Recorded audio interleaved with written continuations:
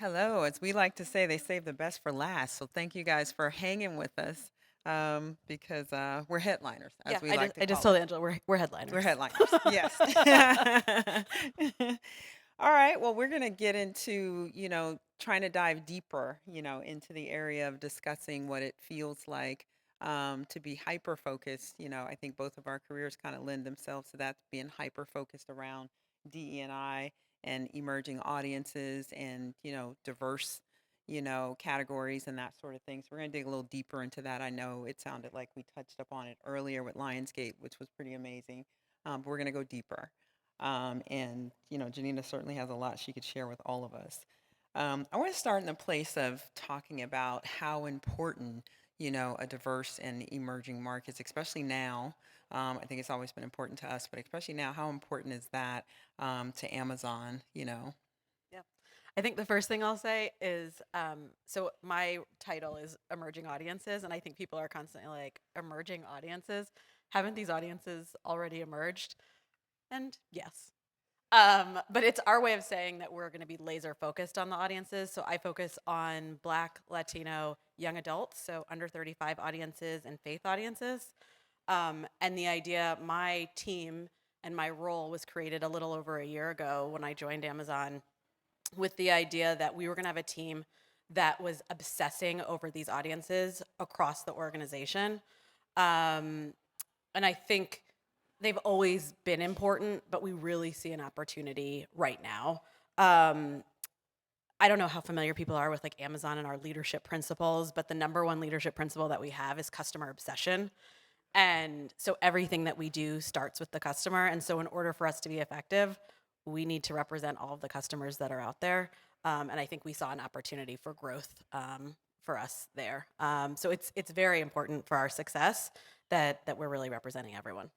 Cool.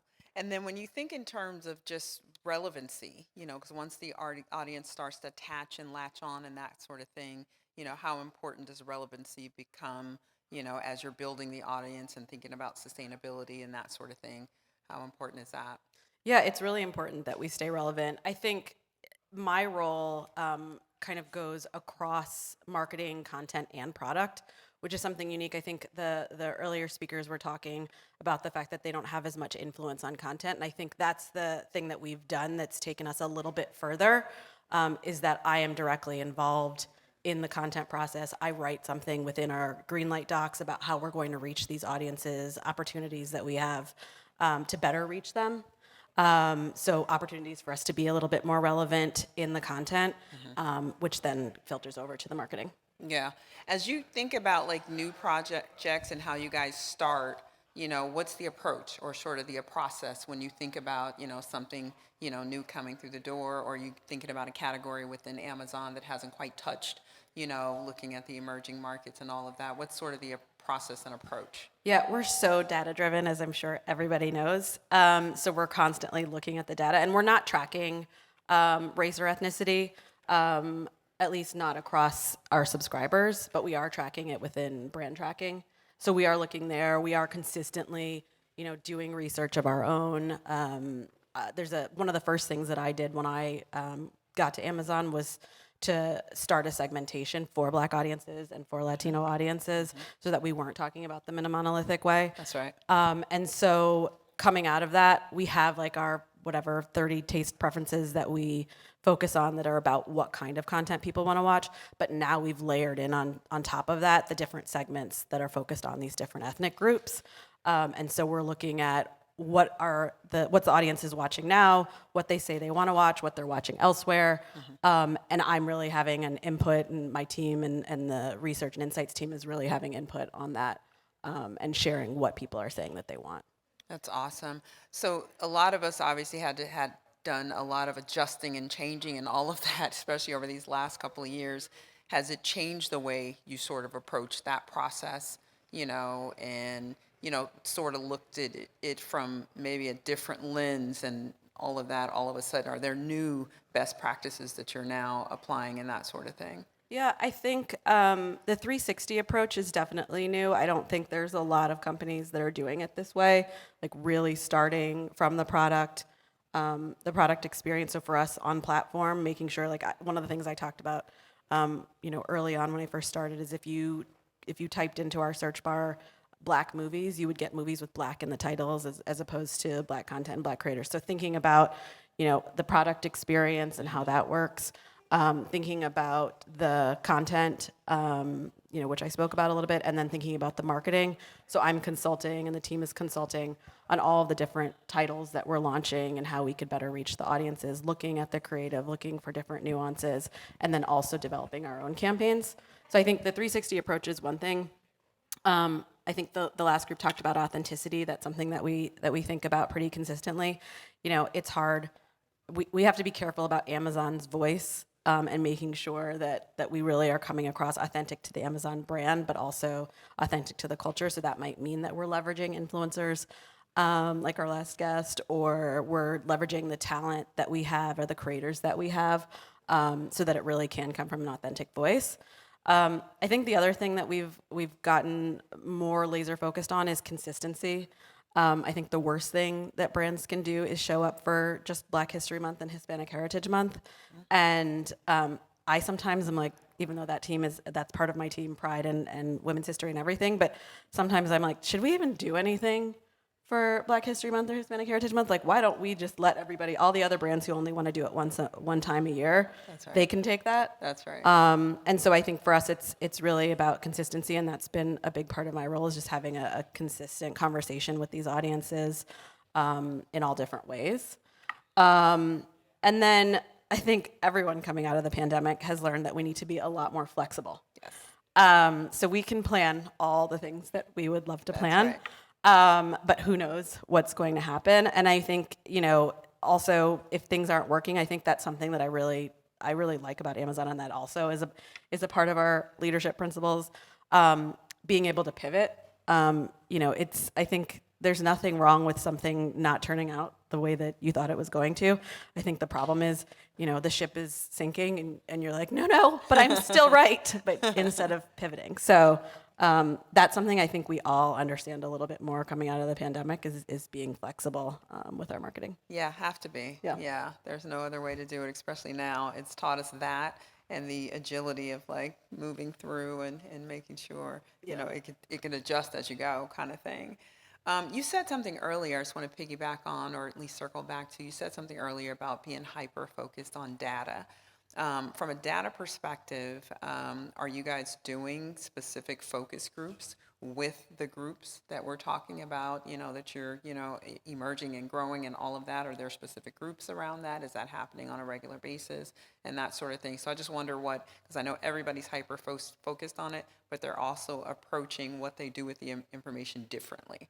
So can you talk a little bit about that? Yeah, I think we're always about optimizing, so customizing and optimizing. So we have our audience panels that we're speaking to on a regular basis, both a content panel that we speak to regularly and a marketing panel that we're speaking to. So we're constantly putting things out to those panels. We test everything, like over and over. I've never seen anything like this in any other place in my career.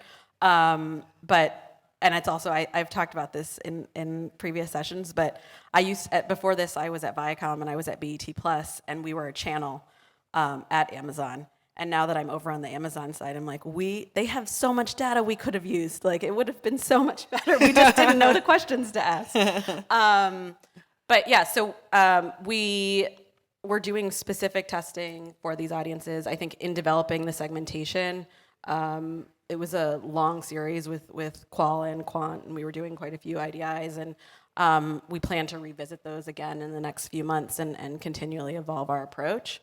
And then we're also just constantly looking at our brand health metrics, and understanding where they move. I think particularly with Black audiences, we had a lot of Black targeted content that came out kind of all at once, and you really saw the movement in our metrics right after that. But when it kind of slowed down a little bit, and some of that is just a production slowdown with COVID, you saw the metrics move again. And so that just kind of goes to the point and like reinforces the idea that we have to be consistent. Yeah, totally makes sense. That leads me into talking about, I'm super excited about these things. You guys have launched stuff like, Coming to America 2, the Guava Island stuff, and then you connected to Childish Gambino, One Night Miami, I don't want to get this wrong, Harlem, with Love, love Rihanna, and you guys are doing the Fenty show. That's like one of the reasons I'm like staring at you guys right now. But with the launch of all of those things, I'm sure, metrics and response and all of that, was crazy, just with the launch of those things alone. But what else are you guys, planning to do to specifically super serve, the emerging audience that you're after? Yeah, I think there's just so many different stories to be told. And I think we have had some success with some of the series that you mentioned and films that you mentioned on the comedy side. But we've also had a lot of sort of heavier titles like Underground Railroad or like Them, which are important and we want to have those stories. But I think we're also really conscious of the fact that, there's more to stories for Black and brown audiences than struggle and trauma. And so I'm really excited about, having some content that's coming that's just joyful and fun and talks about everyday life. I mean, in a compelling way. Nobody wants to see anything about what you ate for breakfast, but although, yeah, if you choked on it or something, that could make for an interesting story. But then I guess we go back to trauma. So I think I'm really excited about, seeing some of that and love and all of that. I think in particular, the benefit that we have as Amazon is that we're global. And so there's so much great content that's coming out of Latin America. And so I'm leveraging a lot of that when we talk to Latino audiences here in the US. And then with Black audiences, thinking about content coming from Africa. I was in Nigeria, like looking at different, meeting with different filmmakers and creators there with a group at the end of last year. And that's really exciting to me. I'm really excited. We have a show coming towards the end of the year called Riches, which is about a British Nigerian family. It's like a British Nigerian succession with a hair empire. And I'm really, really excited about that. And I think people seeing those stories and understanding like diverse stories beyond just skin color, but just like different life experiences, different countries of origin. I think that's going to be really exciting, not just for diverse audiences, but for everyone. That's right. I think, that's the other thing that I talk about quite a bit. Like diverse stories aren't just for diverse audiences. And, diverse audiences are watching content that isn't necessarily led by somebody who's Black or brown either. And so I think it's important for us to really incorporate, what the world actually looks like. And you'll see that in Riches. So the story is about a British Nigerian family, but the casting is diverse and has people from all different backgrounds. That's awesome. I'm going to look for that one. Yeah. That is awesome. What, I totally lost my train of thought because I was trying to remember that title. I was like, I want that one. I want it. What I was going to ask is that from a genre perspective, as I totally agree with you, not all Black and brown stories need to be about trauma, or about, the headlines or something like that. Will there be like a specific genre that you guys will start to look at, focus on, and all of that to kind of balance the scales of emotionally what you're putting out there, and so that it speaks to, more than just Black and brown, folk, but as a whole, it's inclusive, Yeah. but it could speak to everybody. Yeah. I think there's a lot of variety. We're the everything store, and that should and will and does apply to Prime Video as well. So I think we have a bit of everything. Even the fact that we're leveraging right now all of our channels partners, I think that's something that's different, and that is something that sets us apart from a lot of the other platforms, is that, we have, somebody can come on to Prime Video and they're watching Showtime, or they're watching Stars or HBO, I mean, not HBO, Stars or BET Plus, or, VIX Plus, which just launched today, serving Latino audiences. So I think that's a big piece of it. But we have horror. There's like a lot of horror, but I think there's like a big trend toward like comedy horror right now. Yeah. And so we have some of that, that's already in production that really speaks to these audiences. I think there's like, I don't know if anybody has seen With Love, but it's a Latino family, of course,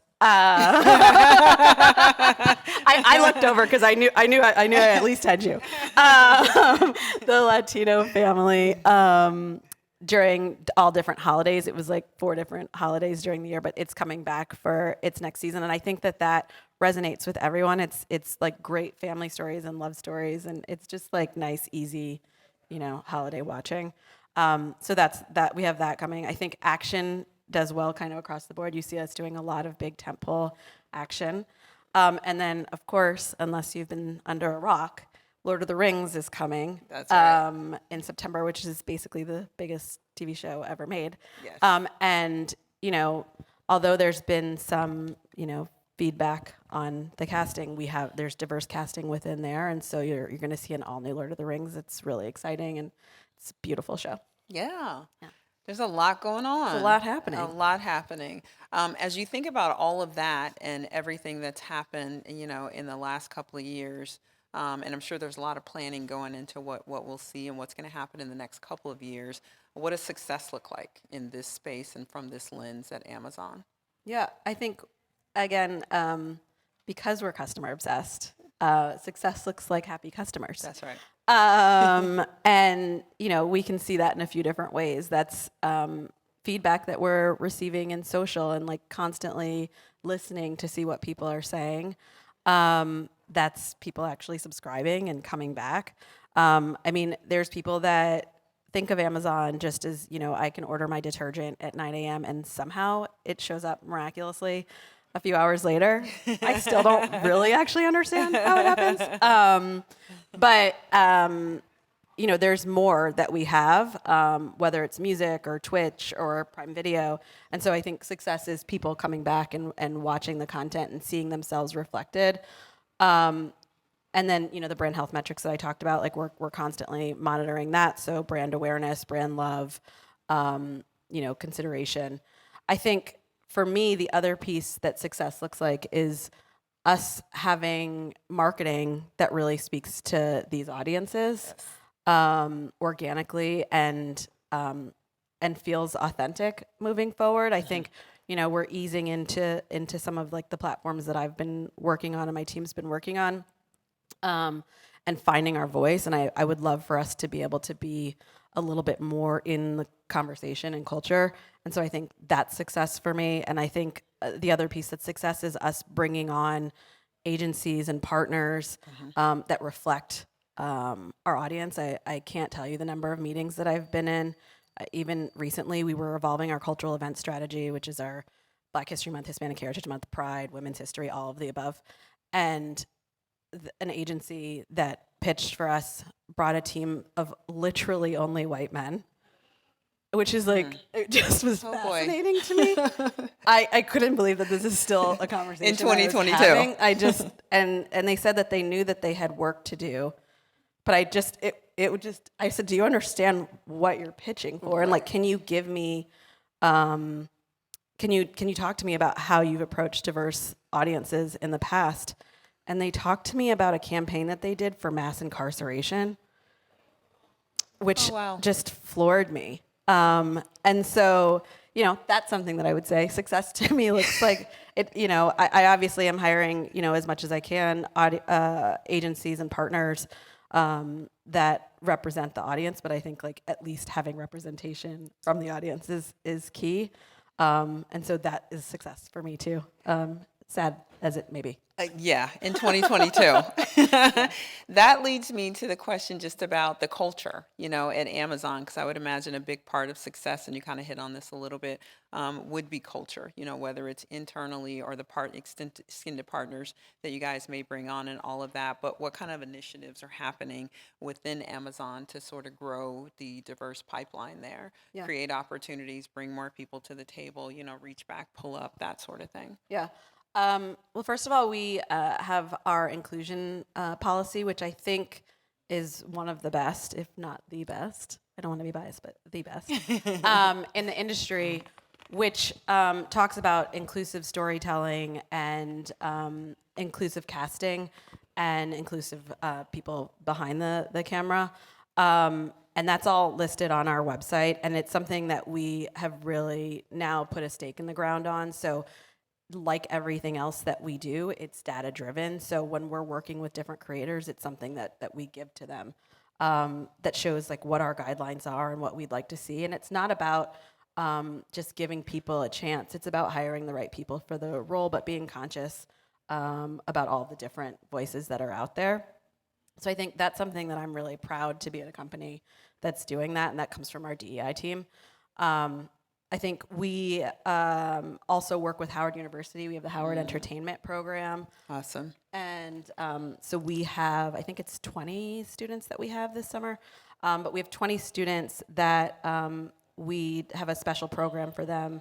So in the spring semester, they take classes that are taught by different people from Amazon, along with their professors. And then in the summer, they come to LA and they live here, and we pay for them to be here, and they work in different teams throughout the org. So I have someone on my team who's been working with us for the summer. He's got a couple weeks to go, but they have actual projects that they go through, and then at the end of that, they go through, I don't know if anyone's interviewed at Amazon, but they go through a loop, which is like our interview process. So, at the end, there's a potential for them to actually have a role with our company. Amazing. Yeah. Amazing. I was looking forward to this conversation all week since we met. So I'm super excited to meet you. I hope everybody, got some vital information. I know I did. I think we can open it up to questions. If there's any questions, I think we can open it up.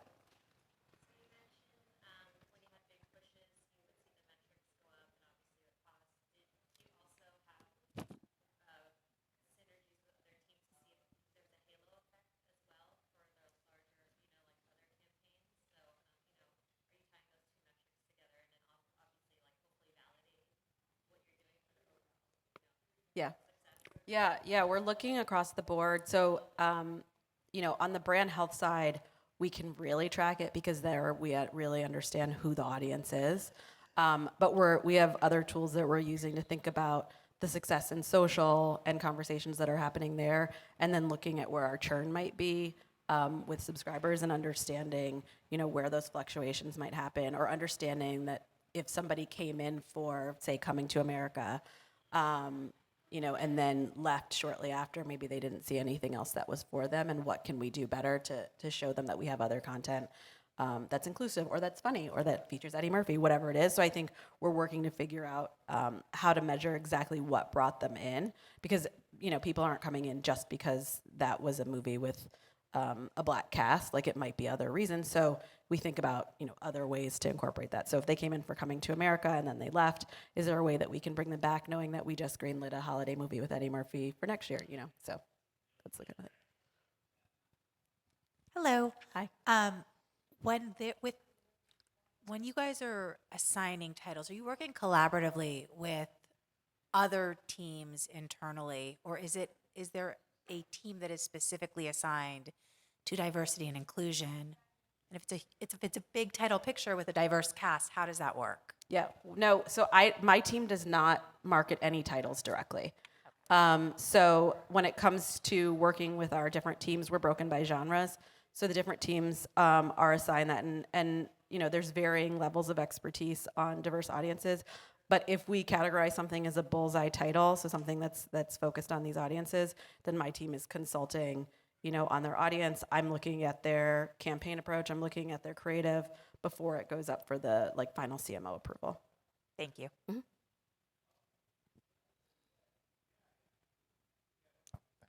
Hi. You were saying before you joined Amazon that there were some metrics that were, if you had asked the right questions, it would have been a game changer. What were those things that now that you're on the other side that you're like, oh, those are the good ones? I don't know what I would actually say, but there's just more information about audience and about churn. I mean, there's a lot of things that we actually can't share, but I think the way that if you're a channels partner with Amazon, like when you're seeing things, and with any of the distributors, you're seeing metrics kind of grouped together with other channels, and I think that's kind of the piece that I wish we had known a little bit more about. Yeah.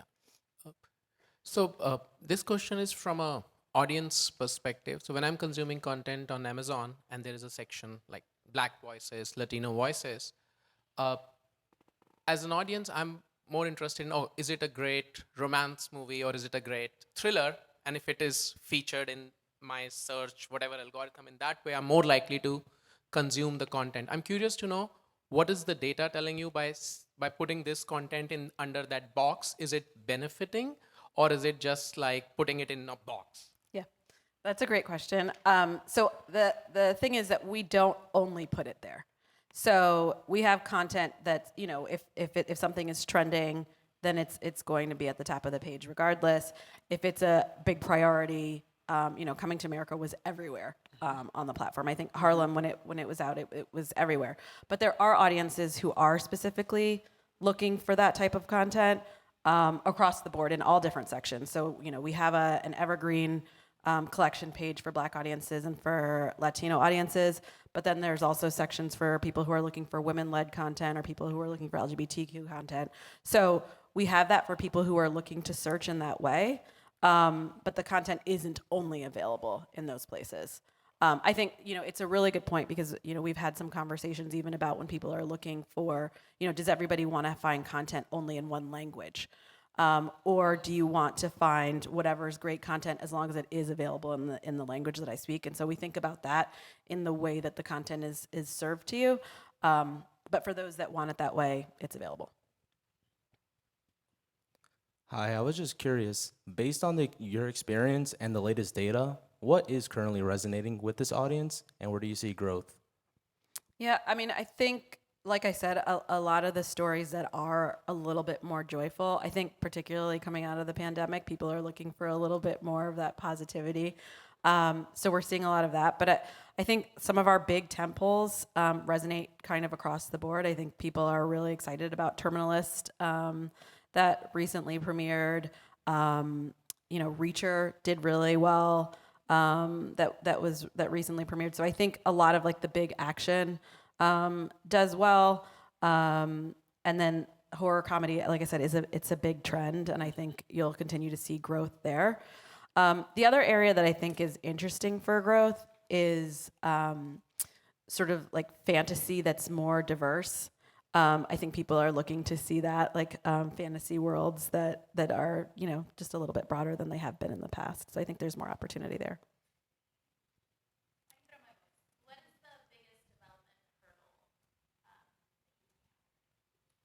I don't know what the biggest development hurdle is, except that just time. I think like our development timeline is longer, and so like sometimes I want to be able to show audiences all that we have coming that they're going to be excited about, and we don't do a lot of teasing of content, you know, ahead of time. So even like as I'm building campaigns right now, and there's, you know, a quieter period as far as content that's bullseye for these audiences, I want to tell everybody like, oh, there is so much coming if you just like hold on for a little while longer. So I think for me, it's a lot of that. Yeah, I mean, I think, and then of course it's just money. I mean, obviously it's Amazon. We are producing quite a lot of content, but I would always like to do more. So I think those are the biggest challenges I see. It's the old time and money problem. Yeah, these are pretty standard. Hasn't changed. Hasn't changed. Sorry, I'm back. So knowing time is always critical.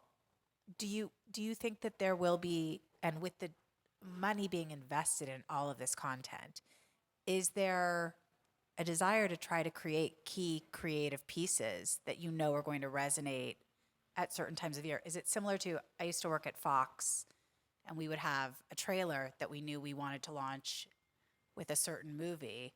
And do you have those same types of mentalities with streaming services? Yeah, I think so to a certain extent, especially around like big cultural moments, you know, like Super Bowl or there's some back to school or, you know, Holiday. things like that, holiday. So yeah, I think there are places for that, sure.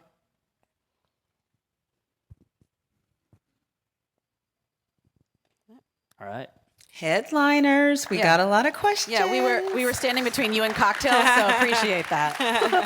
Thank you guys.